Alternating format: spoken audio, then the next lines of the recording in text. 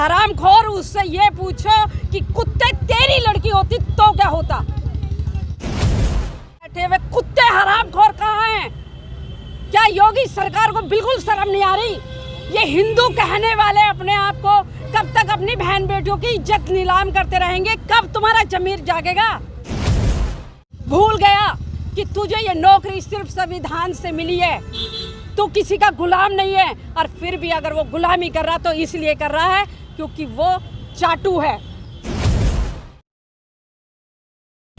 हमारी पहली प्रमुख मांग ये है कि ये केस एसआईटी के तहत भी ट्रांसफ़र हो तो दिल्ली के अंदर इसकी सुनवाई हो, क्योंकि दिल्ली के अंदर आप एक उम्मीद कर सकते हैं, इस प्रदेश की सरकार से हम ये उम्मीद नहीं कर सकते, क्योंकि जिस तरह की ये सोच रखने वाली सरकार है, जिस तरह की घटना कल बलरामपुर में घटी है, भाई आपने हाथरस से शिक्षा नहीं ली, आपने अपने प्रशासन को उस तरह से चुस्त दुरुस्त नहीं रखा है कि जो घटनाएं बढ़ रही हैं। तो हमारी सरकार से मांग है कि पहली बात ये केस और इस तरह के तमाम केस जो हो रहे हैं वो दिल्ली में स्पेशल कोर्ट में ट्रांसफ़र हो और उसकी निगरानी, उसकी जांच एसआईटी या सीबीआई के थ्रू हो। दूसरी हमारी ये मांग है कि बात सिर्फ इतना नहीं है कि हर बार मुआवजा दे दिया जाए, ये दे दिया जाए, इसकी मांग करनी पड़ी है। सिस्टम ऐसा बनाया जाए कि उसमें ये बातें आएँ कि कभी भी ऐसी कोई दुर्घटना, कोई ऐसी बात घटे तो कोई मैकेनिज़्म तो हो। हम हर बार इस बात पे बहस करते रहें कि देखिए आज ये हो गया, आज ये हो गया। ये समाज को मूर्ख बनाने के तरीके बंद करे सरकार और अपने प्रशासन के अंदर संवेदनशीलता लाए। जब तक सरकार और प्रशासन संवेदनशील नहीं होगा तो हम क्या उम्मीद करें इस लोकतंत्र से।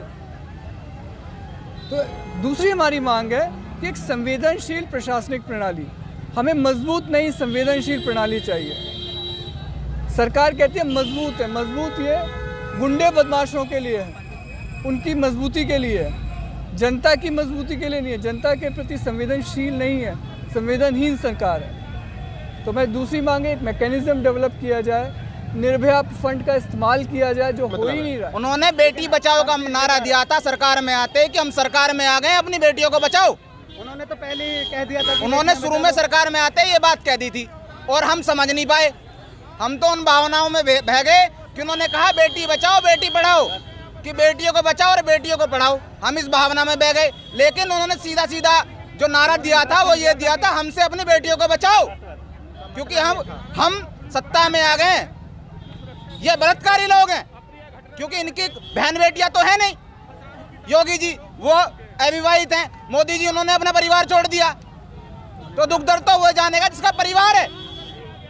ये बताएं, एक लड़की की जीभ काट दी जाती है, उसकी रीढ़ की हड्डी तोड़ दी जाती है, लेकिन कोई भी व्यक्ति या सरकार में बैठे कोई मंत्री, मुख्यमंत्री या हमारे प्रधानमंत्री साहब कोई जवाब नहीं देते हैं, कोई डिबेट नहीं करते हैं। जब किसी की दुर्घटना क्षेत्र में मौत हो जाती है तो उसकी बॉडी उसके परिवार की अनुमति के पोस्टमार्टम करने के बाद उसकी बॉडी उसके परिवार की अनुमति के बाद दी जाती है। लेकिन इस सरकार ने अपनी नाकामी छुपाने के मारे, इस प्रशासन ने अपनी नाकामी छुपाने के लिए उसकी बॉडी को बिना परिवार की अनुमति के जला दिया गया। उसकी माँ ने रो रो के पूरी रात का बुरा हाल कर दिया। ये कहा कि मैं अपनी बेटी को अपने घर ले जाना चाहती हूँ, अंतिम बार देखना चाहती हूँ, उसके सीने पर सिर रखकर रोना चाहती हूँ, लेकिन इस सरकार ने उस माँ की एक बात तक नहीं मानी। हम ज्ञापन देने के लिए यहाँ पर आए हैं क्योंकि सरकार के नुमाइंदे हैं, रखेल बने हुए हैं इन लोगों ने।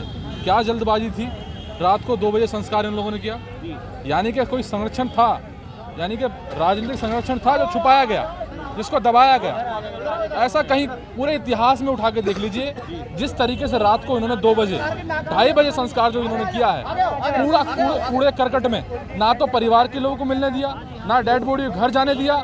इतनी जल्दबाजी में संस्कार उनका किया, मतलब सरकार का क्या रवैया है, क्या मैसेज क्या देना चाहते? वाल्मीकि समाज भाई से यही कहना चाहती हूँ कि आप हिंदू बन रहे हो और आज आप हिंदू होने के बाद भी कहाँ है दुर्गा वाहिनी, कहाँ है करणी सेना, कहाँ है भी वो ये बजरंग दल वाले। आप हिंदू हो, आपकी बेटी के साथ, बहन के साथ ऐसा हुआ, आज कहाँ मर गए वे जो हिंदू संगठन अपने आप को कहते हैं गर्व से कहो हम हिंदू हैं या आप हिंदू हैं। जब मोमडनों से लड़ाई हो, मुस्लिमों से लड़ाई हो तो हम हिंदू, हमारी बहन बेटियों के साथ जब गलत होता है तब हम हिंदू नहीं रहते।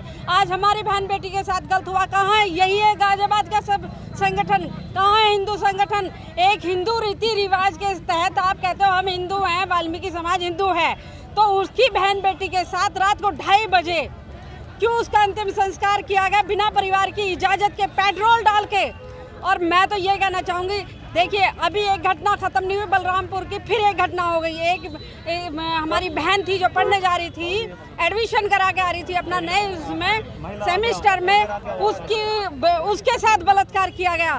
तो मैं ये कहना चाह रही हूँ कि आप एक बार बताइए, अगर आपको विरोध करना है तो सीधे सीधे आप योगी सरकार का विरोध करें, उसको बर्खास्त करने की मांग करें। योगी सरकार में अगर जरा सी भी सहनशील वो संवेदना बची है, शर्म बची है, तो अब नहीं इस्तीफा दे तत्काल अभी।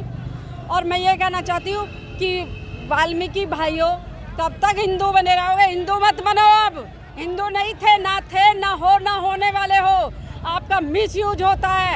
अगर थोड़ी सी भी आपको अपनी बहन बेटियों की इज्जत प्यारी है तो आ जाओ एक बैनर तले और अपनी एकता का परिचय दें। और जब तक इसका फैसला नहीं आ जाता, फांसियों को दोषी नहीं दी जाती, तब तक इस चीज को ठंडा ना होने दें। ये बताइए, वो तो कहते हैं कि सभी हिंदू हैं, वो कि सभी दलित भाई हो चाहे कोई वो, सभी लोग हमारे हिंदू हैं। अगर हम हिंदू थे तो ये दलित समाज की, ये हमारे बहुजन समाज की, एससी समाज की, जाटो समाज की, वाल्मीकि समाज की बहन बेटियों के साथ ही क्यों हो रहा है? हमारे भाइयों के साथ ही, और हमारे भाइयों के साथ मूंछ रखने पे आप जो ना उनका मर्डर कर देते हो। अगर वो घोड़े पे चढ़ रहे तो मर्डर कर देते हो। ये कैसे हिंदुत्व का है?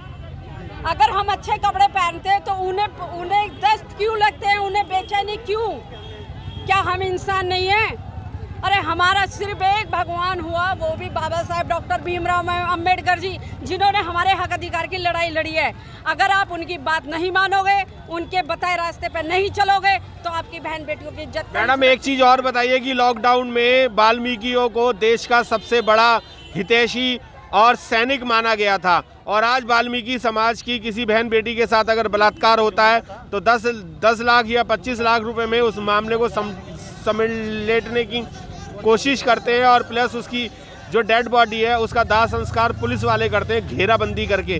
क्या वो फाइटर जो फ्रीडम फाइटर कहलाए गए थे, जो सैनिक कहलाए गए थे वाल्मीकि लॉकडाउन में, अब वो कहाँ हैं?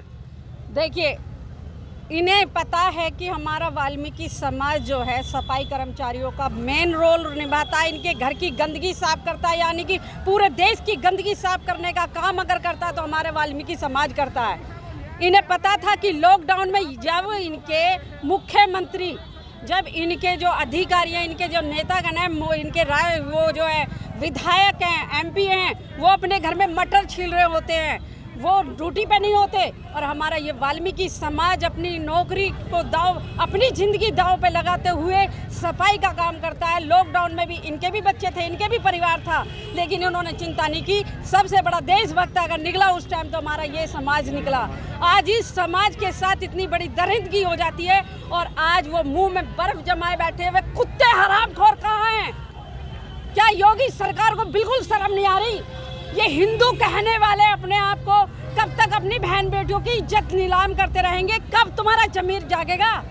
अगर जमीर जागा हुआ है तो मैं तो सीधे कहना चाहती हूँ, अगर ये अभी विकास दुबे का इनकाउंटर हुआ, गाड़ी पलट गई उसकी, अभी उससे पहले मर्डर हुआ था, वो बलात्कार हुआ था, सिर्फ मात्र 3 दिन में उनका जो ना इनकाउंटर कर दिया गया।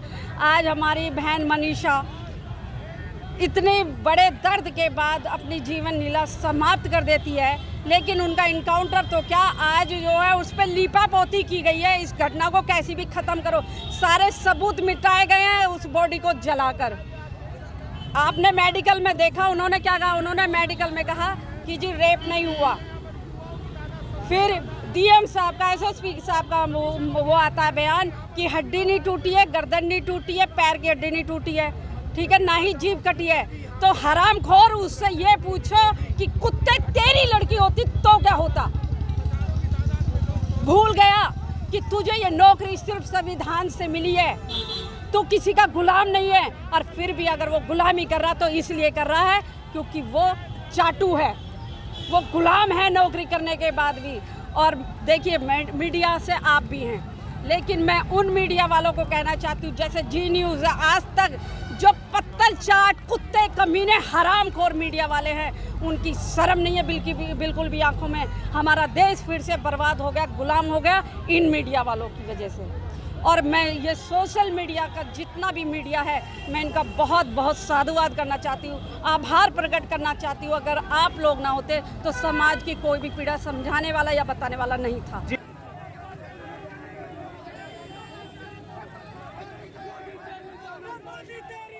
हम लोगों को रोड पे आना पड़ेगा, हमें भी हथियार उठाने पड़ेंगे, ये मजबूर हमें करते हैं। बहन कुमारी फूलन देवी तो कभी आएगी नहीं और वो तो चली गई है, मगर हमारी महिलाओं में से फूलन देवी बनना पड़ेगा। 22 ठाकुरों को एक साथ जो लाइन में लगा के मारने का काम करा, क्योंकि फूलन देवी के साथ गलत काम हुए थे, बलात्कार हुए थे, इस कारण से वो मजबूरन होकर उन्होंने हथियार उठाए थे।